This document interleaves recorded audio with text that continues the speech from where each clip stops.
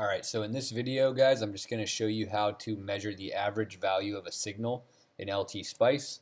We kind of did that already by hand. We saw that we did that for a square wave. We talked about what the average value was. I'm going to show you a couple different ways that you can find it. One straight from the plot and another where we can just use a quick Spice command and have that value pop up for us in the error log. So let's just start by generating a basic square wave here. I'll use just a pulse source for that. Just ground the bottom, and then we'll just call the top node VSQ for V square. You can call it whatever you want, of course. And then what I'll do is I'll just go in here to the advanced settings, and I'm going to create a pulse. We'll just say that it starts at 0. It's got a high value of 1. And then since we want it to basically start at 1, we'll just give it a time delay of 0 so that it starts at 1 right off the bat. And for the rise and fall times, we'll make them super short. And then for the on time, that'll be like basically how long do we want the signal to stay high for. So let's just throw a little duty cycle parameter in there so that we can vary that, and we'll scale our period t by that duty cycle. So that duty cycle can be anything between 0 and 1. So if I say that it's 0.5, then it's going to be on for half of a cycle. If I say that it's 0.6, it'll be high for 60% of the cycle and low for 40% of the cycle, and so on. And then, of course, I'll make my period t.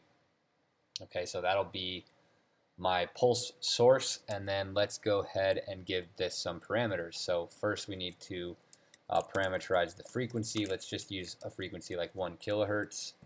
Of course, our period t is 1 over the frequency, and since we're doing a computation there, we need to put that in curly braces, just like we did inside the pulse source. And then let's just start with our duty cycle at a value of 0.5. And you know what? Just so that the duty cycle isn't equal to the average value, because I'm going 0 to 1 for the pulse, let's make our pulse actually go up to something like 3 volts, okay, just so that we can prove the point here. Okay, so from our derivation, we saw that a signal that has a duty cycle of 0.5, which is basically high half the time and low half the time, our average value should be 1/2 of our peak value, which makes perfect sense. So in this case, my peak value is 3, so my average value, I would expect it to be 1.5 volts. And so let's take a look. Let's go ahead and run this transient simulation. Let's just say we want to look at 3 periods. So I'll just say 3 times my period. That'll be my transient time. And let's run it. So we get our plot window, and over here I'll plot my square wave there. So there we go. It's swinging from 3 to 0 at a frequency of 1 kilohertz, exactly like I specified. Maybe if we want to make this look a little bit neater, we can go up to 6 volts. Down to -3 volts, so we can actually get a look at the signal here. And so here's the first way that we can measure the average value of this signal. If you look on the plot window, right here it says control left click to integrate. It says I can right click. I can do all kinds of different stuff to this trace. If I control click, like it says, I get a couple of different metrics here. So the first thing I get is the interval start. Then I get the interval end, so that's basically just telling me I'm simulating from 0 to 3 milliseconds. So it's kind of telling you like what bounds in time did it use to make these computations, because now you'll see that it spits out the average value of the signal and the RMS value. So it's telling you these are the bounds that I used to complete the calculations. Of course, if I don't have an even number of cycles, or I split a cycle down the middle somewhere, these values are going to be thrown off. So keep that in mind when you want to measure the average, right? If I were to only measure the average from 0 to 0.3 milliseconds, like if I were to run this transient for only 0.3 milliseconds, the average would be 3 volts, because that's the only thing that the computation is doing. But because I ran it for 3 full cycles, I get a good measurement, which is exactly what I expected, which is 1.5 volts. Just to show you that that's the case, let's come here. And let's say we just want to run for 0.3 milliseconds. What's going to happen now? Well, now I just get a value of 3 volts. It's a little difficult to see, but you can see it's just at 3 volts. you can see this spike at the very beginning because I'm basically telling it to turn on from 0 to 3 immediately, right, with a time delay of 0. But if I take the average now of the same signal, right, I haven't changed anything, I've just changed how long I ran for. If I come over here and control click, now my average is 3 volts, right, because it's telling me the interval started at 0 and ended at 0.3 milliseconds, so it didn't get a full cycle.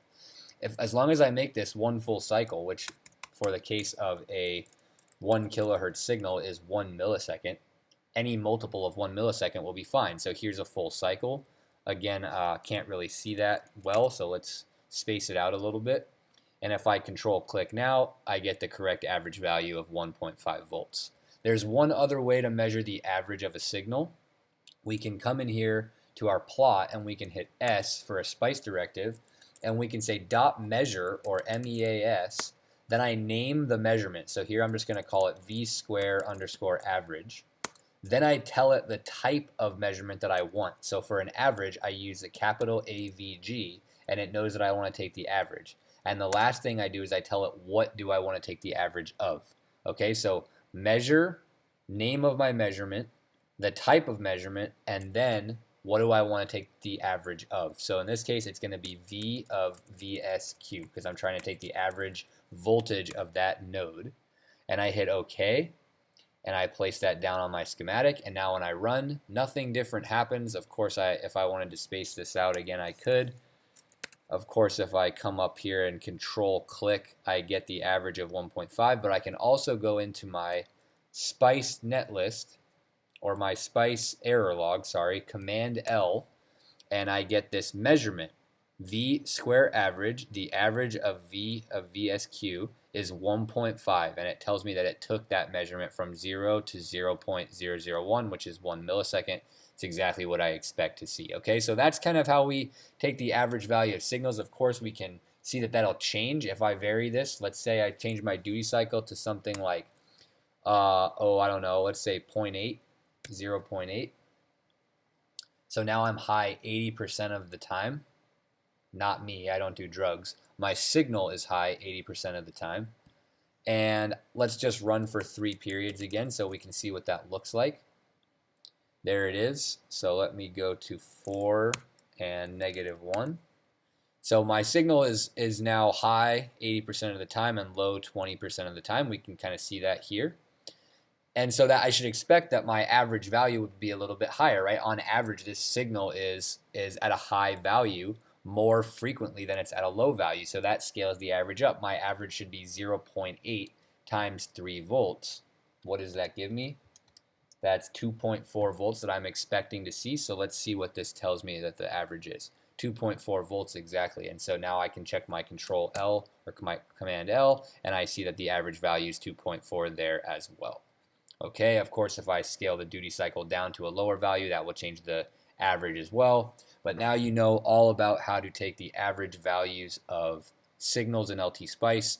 In the next video, we'll take a look at how to get the RMS. Of course, we figured out how to get the RMS just like this. That's one way that we can do it. We can also do it another way that's similar to this, and we'll go ahead and use an example using a sine wave so that we can prove that that RMS is correct. Alright, so I'm going to end this video right here, and we'll see you guys for the next tutorial.